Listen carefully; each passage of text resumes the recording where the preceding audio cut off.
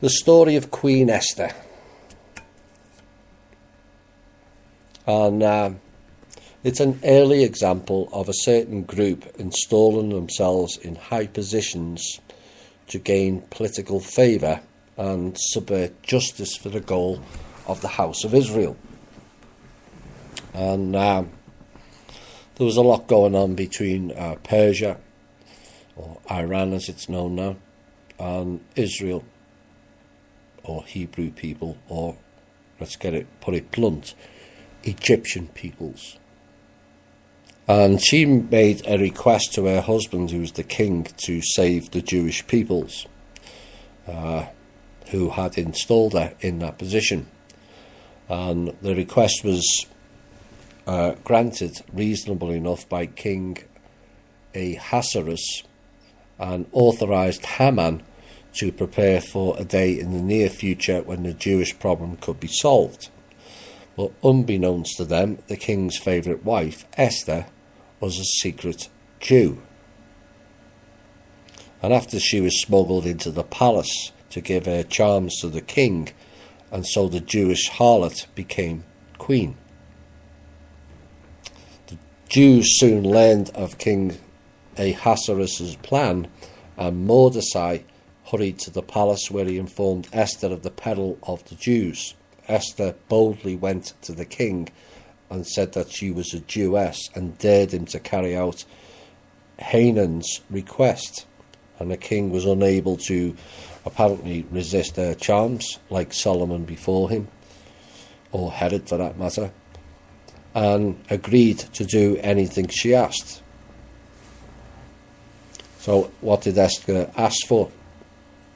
Asked only that the gallows which Haman was building to hang Mordecai and the other Jewish conspirators should be completed, and then that the king should have Haman hung there instead. Well, the king, thinking with his dick, agreed. And when Haman had been hung, Esther forced the king to inaugurate a reign of terror against his Gentile subjects. All because of one female. That's what happened with the Solomon and Ashtaroth. We ended up with demons bound here for 3,000 years.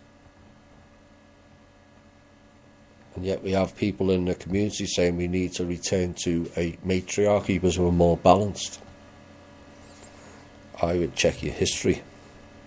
The only real balance is a mixture of male and female who actually operate in common sense and personal responsibility, for that matter. So Esther, the 8th, verse 7, Then the king Ahasuerus said unto Esther the queen and to Mordecai the Jew, Behold, I have given Esther the house of Haman, and him they have hanged on the gallows, because he laid his hands upon the Jews. The Jews made further demands, and again the king agreed, because he was unable to deny Esther anything. Esther 8, chapter 11, quote, Wherein the king granted the Jews which were in every city to gather themselves together and stand for their life, to destroy, to slay, and to cause to perish all the people of power and province that would assault them, both little ones and women, and to take the spoil of them for a prey. Really? Slaughter the children again. Cana reveals the innate bloodthirstiness of the Hebrew people through the ages, does it not? And in their demand to be allowed to massacre women and children who had done them actually no harm. Haman's actions against them had been planned as a governmental programme, but the Jewish counter-attack became a wild slaughter of the innocents, same like Herod, like Solomon before. And the matter begins as described in Esther verse 17.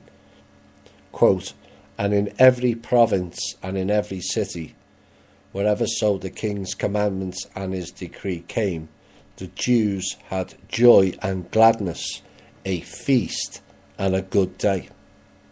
And many of the people of the land became Jews, for the fear of the Jews fell upon them," unquote. Again, it's like what they were talking about in the temples in From Russia with Love 3. They were all getting drunk whilst children was being sacrificed.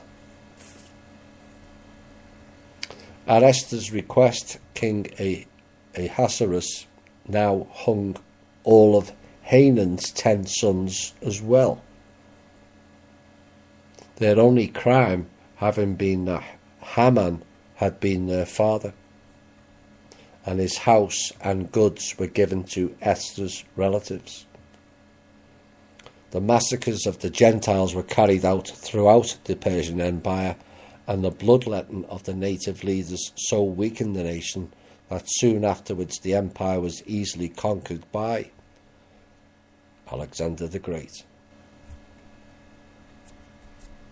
along with the Egyptian queen, who was actually Greek,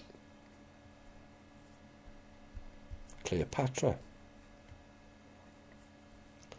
And because Haman had cast a lot, or pure, to attack the Jews, the victorious Jews took the name of Purim, or the Day of the Lot, to celebrate their victory over the Gentiles.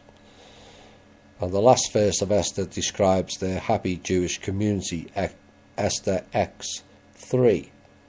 For Mordecai the Jew was next to King Ahasuerus, and great among the Jews, and accepted of the multiple of his brethren, seeking the wealth of his people, and speaking peace to all his seed. Unbelievable.